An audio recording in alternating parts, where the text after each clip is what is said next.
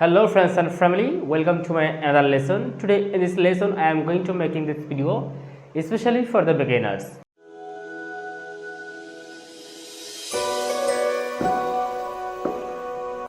আজকের আমি ভিডিওটা মূলত বিগিনারদের জন্য বানাচ্ছি, যারা মূলত ইংলিশ শুরু করতে চান, স্পোকেন ইংলিশ শুরু করতে চান। আমি আজকের ভিডিওটা তাদের জন্য বানাচ্ছি। আমি এর আগেও স্পোকেন ইংলিশের বেসিক বিষয় নিয়ে কিছু আলোচনা করেছি, তো আজকের ভিডিওটাতে আমি সেই বিষয়ে কিছু আলোচনা করব। যারা মূলত স্পোকেন ইংলিশটা শুরু করতে চান তাদের প্রথমে যে কাজটি করতে হবে, আপনাদেরকে টেন্সের ফোকাস করতে হবে। ইটস ভেরি ইম্পর্টেন্ট, কারণ টেন্স জানলে আমাদের যে বিষয়টা হবে, আমরা টেন্স জানলে আমাদের বর্তমান, ভবিষ্যৎ এবং অতীতের যে কোনো বিষয় আমরা আলোচনা করতে পারবো। So this is the thing, if you want to start your spoken journey, so first of all you can follow tense. আমরা জানি টেন্সকে বলা হয় ইংলিশ গ্রামারের ব্যাকবোন। সো ইংলিশে ভালো করতে চাইলে, আপনি স্পোকেন ইংলিশে ভালো করতে চাইলে বা স্পোকেন ইংলিশ শুরু করতে চাইলে আপনাকে প্রথমে যে কাজটি করতে হবে, আপনাকে টেন্সের উপর ফোকাস করতে হবে। আপনি চাইলেই আপনি আপনার টেন্সের যে 12টা প্রকার হয়ে যাচ্ছে, আপনি যদি একদিন করে নেন তাহলে দেখা যাচ্ছে আপনার সর্বোচ্চ 12 দিন অথবা আপনার 15 দিনের মাথায় আপনার টেন্সটি ক্লিয়ার হয়ে যাবে। তো আপনাকে টেন্সে মাথায় রাখতে হবে এবং তারপরে আপনাকে যে কাজটি করতে হবে, আপনাকে মডাল ভার্বের উপর ফোকাস করতে হবে। এখানে মডাল ভার্ব বলতে আপনার ক্যান, কুড, শুড এই বিষয়গুলো আপনাকে আয়ত্তে রাখতে হবে। আর মডাল ভার্বগুলো জানার মাধ্যমে আপনার যে কাজটি হবে, আপনি মডাল ভার্বগুলোকে ইউজ করে কাউকে প্রশ্ন করতে পারবেন, কাউকে রিকোয়েস্ট করতে পারবেন।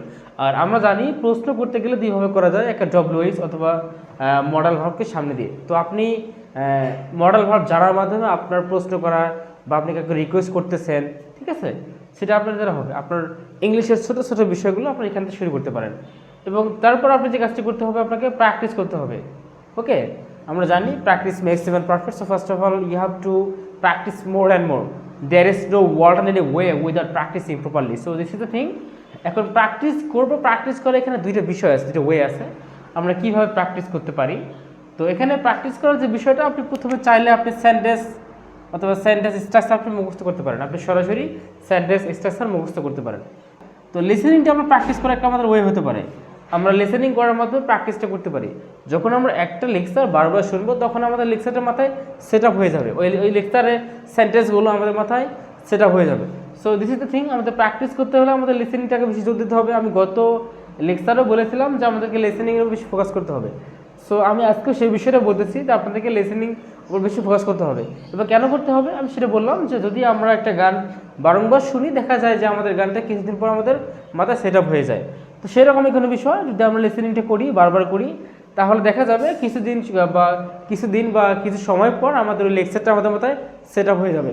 আর যখন আমরা সেটা প্র্যাকটিক্যালি করতে যাব, যখন আমরা প্র্যাকটিক্যালি কিছু কথা বলতে যাবো, যদি ওই রিলেটেড কোনো কথা আসে যায়, তাহলে দেখা যাবে আমাদের অটোমেটিক্যালি আমাদের ব্রেন সাপ্লাই দেবে যেখানে এই সেন্টেন্সটা বলা যাবে। সো এটা একটা ইম্পর্টেন্ট বিষয়। আর প্র্যাকটিসের বিষয় যে বললাম আমি, যে আমরা সেন্টেন্স স্ট্রাকচার সরাসরি মুখস্থ করতে পারি বিষয়টা।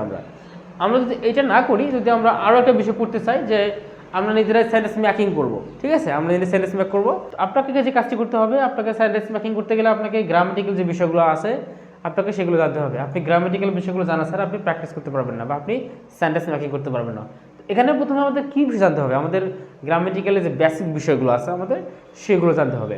এখন বেসিক বিষয়গুলো বলতে আমাদের সাধারণত টেন্সকে বুঝি আমরা, মডাল ভার্ব, আমাদের প্রিপোজিশন, আমাদের রাইটস ফর্ম ভার্ব, এই বিষয়গুলো আমাদের লাগবে। ওকে, আর প্র্যাকটিসের বিষয়ে আমি কেন বললাম, যে আমরা ছোটোবেলা থেকে যে বিষয়গুলো প্র্যাকটিস করে এসেছি, আমরা ওই ওয়ার্ডগুলো বা ওই সেন্টেন্সগুলো আমরা ইজিলি বলতে পারি। ওকে, বাট আপনাকে যদি বলা হয় যে আমি সকাল থেকে পড়ছি বা সকাল থেকে বৃষ্টি হচ্ছে, আপনি এটা ইংলিশ একটু বলতে আপনার দিতে বোধ হবে। যেমন আমি যদি বললি সকাল থেকে বৃষ্টি হচ্ছে, তাহলে it has been raining since morning. Okay, it has been raining since morning. আমি এখানে একটা সিন্সের ব্যবহার দিয়েছি, অনেকে হয়তো এখানে ফর দিতে পারেন, it has been raining for morning. এই যে এখানে একটা সিন্সের ব্যবহার রয়েছে, এখানে আমি সিন্স কোথায় ইউজ করবো, কোথায় ফর ইউজ করবো। তো এখানে যে গ্রামের সূক্ষ্ম সূক্ষ্ম যে বিষয়গুলো আছে আমাদের সেগুলোকে ফোকাস করতে হবে। যেমন যে স্টার্টিং পয়েন্ট, যেখান থেকে কাজটা শুরু হয়েছে, বিগিনিং পয়েন্ট, বিগিনিং যে আমাদের বিষয়টা, ওইটাকে রিফার করে তাহলে সিন্স হবে। আর যদি ডিউরেশন বোঝায় কত সময় ধরে কাজটি হচ্ছে, তাহলে সেখানে ফর হবে। এই যে গ্রামারের যে সূক্ষ্ম বিষয়গুলো, আমাদেরকে এই যে গ্রামার যে বিষয়গুলো আছে, ফার্স্ট আপনাকে গ্রামাটিক্যাল কিছু মেমোরাইজ করতে হবে, কিছু রুলস মুখস্থ করতে হবে, আপনাকে এই বিষয়গুলো জানতে হবে যদি আপনি নিজ থেকে সেন্টেন্স ক্রিয়েট করতে চান। আর আপনি যদি চান যে আমি অটোমেটিক্যালি সেন্টেন্স মুখস্থ করবো, আমি সেই সেন্টেন্সগুলো অ্যাপ্লাই করবো, তাহলে আপনি যে কাজটি করতে পারবেন, আপনার লিসেনিং আপনাকে জোর দিতে হবে। লিসেনিংটা আমি কেন বলছি, আমি গত লেকচারও বলেছিলাম লিসেনিংটা ভেরি ইম্পর্টেন্ট, কারণ লিসেনিংয়ের মাধ্যমে আমাদের শুধু লিসেনিং ইমপ্রুভ হয় না, এর মাধ্যমে আমাদের স্পিকিং সেক্টরটাও অনেক বেশি ডেভেলপ হয়। আমরা কেন বললাম, যখন আমরা একটা গান শুনি, যখন আমরা একটা গান কয়েকবার শুনি, দেখা যায় কিছু কয়েকবার শোনার মাধ্যমে বা কয়েকবার শোনার পর ওই গানটা আমাদের মেমোরাইজ হয়ে যায়, ওই গানটা আমাদের মুখস্থ হয়ে যায়। তো বিষয়টা ওই রকম, যখন আপনি একটা ইংলিশ লেকচার শুনবেন তখন দেখা যাবে ওই লেকচারটা আপনি কয়েকবার শোনার পর ওই লেকচারটা আপনার অটোমেটিক্যালি মুখস্থ হয়ে যাবে এবং ওই লেকচারে ব্যবহৃত প্রত্যেকটা সেন্টেন্স আপনি বলতে পারবেন, তখন আপনি প্র্যাকটিক্যালি স্পোকেন ইংলিশে প্র্যাকটিস করবেন। সো এইটা একটা বিষয়। তো আপনি এই লিসেনিংটা বেশি জোর দেবেন, কারণ লিসেনিং ভেরি ইম্পর্টেন্ট, আমাদের লিসেনিংটা বেশি জোর দিতে হবে।